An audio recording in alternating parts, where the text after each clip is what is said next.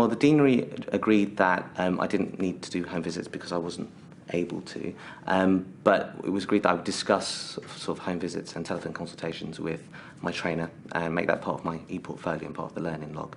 In terms of when I work in actual practice, there wasn't really much that needed to be done. I was quite lucky. It was just in terms of how my consultation room was set up, and my training practice was fantastic. They got an adjustable couch.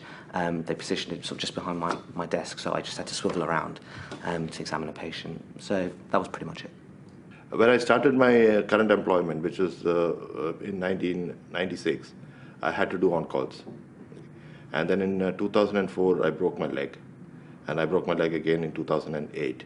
And after the second time I broke my leg, the occupational health said that I shouldn't be doing on-calls, which involved the running for crash calls and all those things. So they took me off the on-call rota. And because I was having problems with sitting in theaters and doing my pain injections, they have made reasonable adjustments with providing me with better chairs and things which I ask, which I need, they try to provide it for me. The only thing was really when I started was a discussion regarding being on the arrest team, and although I can hurtle down a corridor, I'm not quite as fast as everyone else, but it was decided that everyone is always staggered arriving at arrests because of where they are in the hospital when the arrest bleep goes. So they decided that I could get there in a reasonable time and that would be okay. So the main one would have been my stethoscope. When I was at medical school, tried it a couple of different types even, and I've got one now that works really well actually, quite easy to use. And the other things have really been a case of being communication with my colleagues and the rest of the team, and some patience and understanding in terms of how to talk with me both in person and on the phone. In theatre you really just get by with the people behind you. Yeah.